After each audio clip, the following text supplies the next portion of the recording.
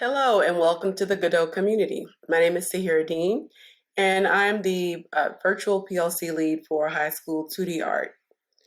So tonight's webinar is going to conclude our discussion on differentiation. I would just wanted to share a few more lesson ideas just to kind of share some things that have gone well in my class involving differentiation. So all these projects have to do with some type of direct observation.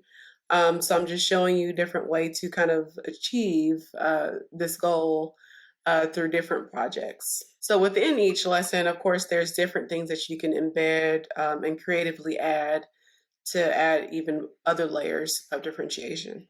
So here's one lesson that actually involved a prompt, a drawing prompt. This was actually done during the virtual period. So what they had to do was choose a chair from their home. So they're getting some choice in terms of their subject matter. Maybe they're choosing one that fits their particular drawing skill level. So, maybe it's not the most decorative and, detailed chair. Maybe it's more simplistic, right? So they have the choice of their subject matter.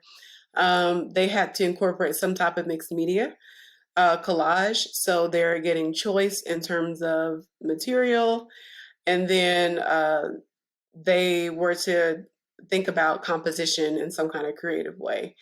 So, good example of differentiation here because they're getting a lot of different choices based on their particular skill set and what they have available. Here's some more examples that came out of that particular lesson. So you can see this student chose a background of newspaper and then collaged in some cats kind of creatively on top of the chair, which she actually has some cats. And then she used, I believe it was color pencil and marker, I want to say, but it might just be color pencil. And then you can see the one on the right, which actually, during the virtual period, they could get away with not being as finished or complete on some projects. Nonetheless, it was still a nice drawing of the chair. So they incorporated some watercolor and then some collage evidence is in the black, the seat of the chair. And just a really nice contour drawing of their jacket, which I thought was a nice addition to add. So here's another example. So the criteria for what was for them to do some direct observation, of course, it was a self-portrait in this case. They had to incorporate chalk pastel, watercolor, and or color pencil. And they had to select their own non-traditional large-scale paper or board. So they're getting a choice of media and choice of composition here. So here are 3 examples, and this was actually done during the virtual period as well. So the student on my left chose newspaper. The student in the middle had a large piece of cardboard. And then the student on the right chose a shopping bag that she actually took apart and kind of trimmed down to fit her canvas, which I thought was pretty innovative. So she used watercolor. And then in the middle, there's a colored pencil, and I think she used some ink as well. And then on the left, she went with chalk pastel. So the same assignment, 3 different approaches, and they kind of just went with what they were most comfortable with in terms of the media.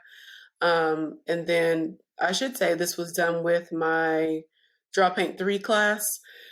So they had some knowledge of, using certain materials, using a value to convey form, that kind of thing. So they had some understanding of, and even composition. So they merely took that information and applied it to this particular project. And they were pretty successful, especially, considering they were working pretty large scale and they were working at home. So the next project, they had the criteria was for them to incorporate a range of values, accurate features, and they had to use charcoal. So they had their choice of photograph and lighting, which essentially determined their composition that they'd end up with. All right, so in this case, this was actually done this school year, done in person, and we actually worked outside in the hallway on some easels that I got through a grant. So they are working. I encourage them to work standing up towards the end. This particular student, chose to sit down since she was just kind of wrapping up the hair, the braids in the hair. But nonetheless, um, they were very successful, and I have to say, leading up to this particular final, there were a lot of mini labs done. So everything was done standing up in the hallway. The first thing they started with was using charcoal, and I didn't allow them to use pencil um, at any time during the project, just because I wanted them to get really comfortable with using the charcoal. So they had to do a cone, a sphere, a cube, and a cylinder on newsprint paper. And then, we talked about, uh, highlights, shadows, midtones, cast shadows, and things like that. So they had to do that first, and then they went and did one page of eyes, one page of noses, one page of mouth, and then they had to do one page of like ears and things like that. So again, through the whole process, they could only use the charcoal. They couldn't use any pencil. And of course, I did a lot of demoing before they actually started.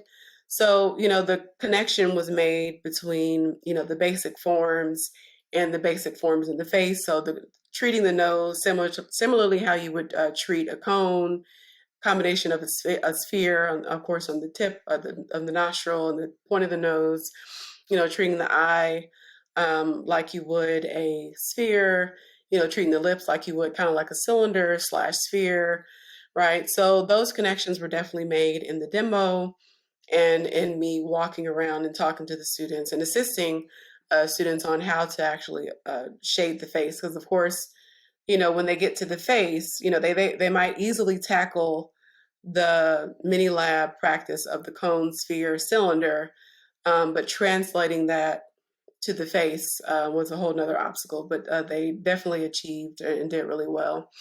So encouraged them to stand up. They stood up the whole project, worked on easels, worked on the large cardboard, and the paper was approximately 32 by 40, maybe a little bit bigger, the final paper that they ended up with. So this was actually one of the final projects of this past semester that they did.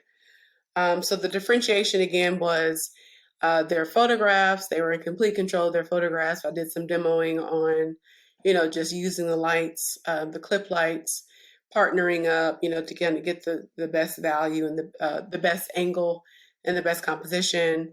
Them understanding that their background that they were responsible for in their actual photograph, so there were no surprises kind of at the end. So choice of composition, choice of lighting, and then they kind of just dove right into the project.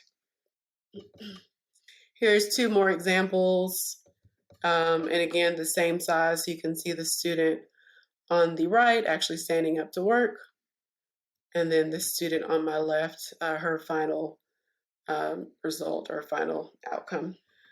All right, so another one that I want to share was a work or a project inspired by the work of Carol Walker. And this one, they had to create a visual narrative. So they were in charge of their story line that they chose and their composition. They could choose media or marker to do the final project. So this project actually was done during the virtual period, which I thought they were really successful on. This was actually done during 2020 when the shutdown first happened. So they had a lot of experience, of course, in the classroom almost a whole year. And these were my Draw Paint these were my Draw Paint 3 students at the time. So a lot of them they were Draw Paint 2 students at the time, excuse me. So they'd had a whole year of, me talking to them about composition and craftsmanship and things like that. So just to give you some background on these particular students. But, they were in charge of choosing their particular story. So I told them they could choose, a fairy tale. They could make up a story. It could be personal. It could be, based on a myth, so on and so forth. As long as there was some type of narrative and characters, right? So some of them chose to incorporate some symbolism. Some of them chose to incorporate, some, just various different things. So I thought that was really cool that they did that. And you can see one student chose, or two students chose to do theirs in marker, and then the other two chose to do theirs in black paper. And then I really loved how the student on the left, the top left, there's actually another floating figure here, but what she did was create a relief, or some distance in between the paper and the background to allow the cast shadows to happen on um, the canvas. So I thought that was a really nice touch. And she was very aware of what she was doing. So I thought that was really interesting as well. So thank you for tuning into this webinar. I do hope that you will take an opportunity to go to our high school 2D art community and take part in the discussion that's happening there. Please do share some ideas of how you've differentiated, how it's been successful for you and your students, some challenges you might have even had, and just feel free to interact and engage in discussion with each other and with me. So thank you for being here, and I look forward to speaking with you in the next webinar. Bye.